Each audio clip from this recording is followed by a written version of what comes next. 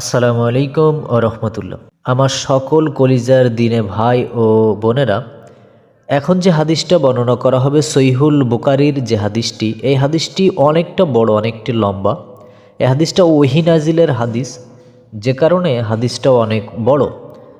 তো আমি সকলকে বলবো আপনারা অবশ্যই শেখার জন্য ধৈর্য সহকারে হাদিসটি সম্পূর্ণ দেখবেন, তাহলে শিখতে পারবেন। এবং আমাদের এই পেজে আপনার রেগুলার হাদিসের ভিডিওগুলো আপলোড করা হয়, আপনারা পেজটিকে ফলো দিয়ে সাথে থাকবেন। এবং আমাদের যে চ্যানেলে আপনি দেখবেন, ইউটিউব চ্যানেলে, এই চ্যানেলটাও ফলো করে বা চ্যানেলটা সাবস্ক্রাইব করে পাশে থাকবেন। উম্মুল মুমিনিন আয়েশা রাদিয়াল্লাহু আনহা থেকে বর্ণিত, তিনি বলেন, আল্লাহর রাসূল সাল্লাল্লাহু আলাইহি ওয়াসাল্লাম এর নিকট সর্বপ্রথম যে ওহী আসে তা ছিল নিদ্রা অবস্থায়, বাস্তব স্বপ্নরূপে। যে স্বপ্নই তিনি দেখতেন তা একেবারেই প্রভাতের আলোর ন্যায় প্রকাশিত হতো। অতঃপর তার নিকট নির্জনতা পছন্দনীয় হয়ে দাঁড়ায় এবং তিনি হেরা গুহায় নির্জনে অবস্থান করতেন। আপন পরিবারের নিকট ফিরে এসে কিছু খাদ্য সামগ্রী সঙ্গে নিয়ে যাওয়ার পূর্বে এভাবে সেখানে তিনি এক নাগাড় বেশ কয়েকদিন এবাদত মগ্ন থাকতেন। অতঃপর খাদিজা রাদিয়াল্লাহু আনহা এর নিকট ফিরে এসে আবার একই সময়ের জন্য কিছু খাদ্যদ্রব্য নিয়ে যেতেন। এভাবে হেরা গুহায় অবস্থানকালে তার নিকট ওহী আসলো। তার নিকট ফেরেশতা এসে বলল, পাঠ করুন। আল্লাহর রাসূল সাল্লাল্লাহু আলাইহি সাল্লাম বলেন, আমি বললাম, আমি পড়তে জানি না। রাসূল সাল্লাল্লাহু আলাইহি সাল্লাম বলেন, অতঃপর সে আমাকে জড়িয়ে ধরে এমনভাবে চাপ দিলেন যে আমার খুব কষ্ট হলো। অতঃপর সে আমাকে ছেড়ে দিয়ে বলল, পাঠ করুন। আমি বললাম, আমি তো পড়তে জানি না। সে দ্বিতীয়বার আমাকে জড়িয়ে ধরে এমনভাবে চাপ দিল যে আমার খুব কষ্ট হলো। অতঃপর সে আমাকে ছেড়ে দিয়ে বলল, পাঠ করুন। আমি উত্তর দিলাম, আমি তো পড়তে জানি না। আল্লাহর রাসূল সাল্লাল্লাহু আলাইহি ওয়াসাল্লাম বলেন, অতঃপর তৃতীয়বারে তিনি আমাকে জড়িয়ে ধরে চাপ দিলেন। অতঃপর ছেড়ে দিয়ে বললেন, পাঠ করুন আপনার রবের নামে, যিনি সৃষ্টি করেছেন মানুষকে জমাট রক্তপিণ্ড থেকে। পাঠ করুন, আর আপনার রব অতিশয় দয়ালু। সূরা আলাক ৯৬:১-৩। অতঃপর এ আয়াত নিয়ে আল্লাহর রাসূল সাল্লাল্লাহু আলাইহি ওয়াসাল্লাম প্রত্যাবর্তন করলেন। তার হৃদয় তখন কাঁপছিল।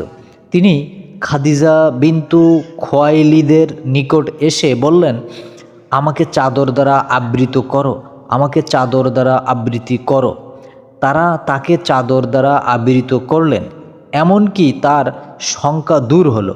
তখন তিনি খাদিজা রাদিয়াল্লাহু আনহা এর নিকট ঘটনা বৃত্তান্ত জানিয়ে তাকে বললেন, আমি আমার নিজেকে নিয়ে শঙ্কাবোধ করছি। খাদিজা রাদিয়াল্লাহু আনহা বললেন, আল্লাহর কসম, কখনোই নয়।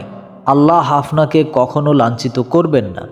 আপনি তো আত্মীয় স্বজনের সঙ্গে সদাচরণ করেন, অসহায় দুস্থদের দায়িত্ব বহন করেন, নিঃস্বকে সহযোগিতা করেন, মেহমানের আপ্যায়ন করেন এবং হক পথের দুর্দশাগ্রস্তকে সাহায্য করেন। অতঃপর তাকে নিয়ে খাদিজা রাদিয়াল্লাহু আনহা তার চাচাতো ভাই ওয়ারাকাহ ইবনু নাওফাল ইবনু আব্দুল আসাদ ইবনু আব্দুল উজ্জার নিকট গেলেন। তিনি অন্ধকার যুগে ঈসাই ধর্ম গ্রহণ করেছিলেন। তিনি ইব্রানি ভাষায় লিখতে পারতেন এবং আল্লাহর তাওফিক অনুযায়ী ইব্রানি ভাষায় ইনজিল হতে ভাষান্তর করতেন। তিনি ছিলেন অতি বৃদ্ধ এবং অন্ধ হয়ে গিয়েছিলেন। খাদিজা রাদিয়াল্লাহু আনহা তাকে বললেন, হে চাচাতো ভাই, আপনার ভাতিজার কথা শুনুন। ওয়ারাকা তাকে জিজ্ঞেস করলেন, ভাতিজা, তুমি কি দেখো? আল্লাহর রাসূল সাল্লাল্লাহু আলাইহি ওয়াসাল্লাম যা দেখেছিলেন সবই বর্ণনা করলেন। তখন ওয়ারাকা তাকে বললেন, এটা সেই বার্তাবাহক যাকে আল্লাহ মুসা আলাইহিস সালাতু ওয়াস সালামের নিকট পাঠিয়েছিলেন। আফসোস আমি যদি সেদিন যুবক থাকতাম, আফসোস আমি যদি সেদিন জীবিত থাকতাম, যেদিন তোমার কওম তোমাকে বহিষ্কার করবে। আল্লাহর রাসূল সাল্লাল্লাহু আলাইহি ওয়াসাল্লাম বললেন, তারা কি আমাকে বের করে দেবে? তিনি বললেন, হ্যাঁ, তুমি যা নিয়ে এসেছো অনুরূপ কিছু যিনি নিয়ে এসেছেন তার সঙ্গেই বৈরিতাপূর্ণ আচরণ করা হয়েছে। সেদিন যদি আমি থাকি তবে তোমাকে জোরালোভাবে সাহায্য করব। এর কিছুদিন পর ওরাকাহ আলাইসাল্লাম ইন্তিকাল করেন আর ওহির বিরতি ঘটে। সহিহুল বুখারী হাদিস নাম্বার 3।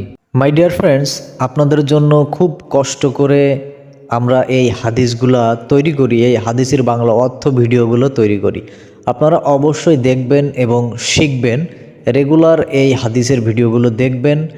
আর আপনারা অবশ্যই পেজটি ফলো করবেন, চ্যানেলটি সাবস্ক্রাইব করবেন এবং একটি লাইক করবেন, কমেন্ট করবেন। তাহলে আমাদের এই ভিডিওগুলো তৈরি করার সার্থকতা হবে যে আমরা যে ভিডিওগুলো তৈরি করছি আপনাদের ভালো লাগলো কি খারাপ লাগলো, আপনাদের কেমন হলো, এগুলোর জন্য আপনারা অবশ্যই একটি লাইক করবেন।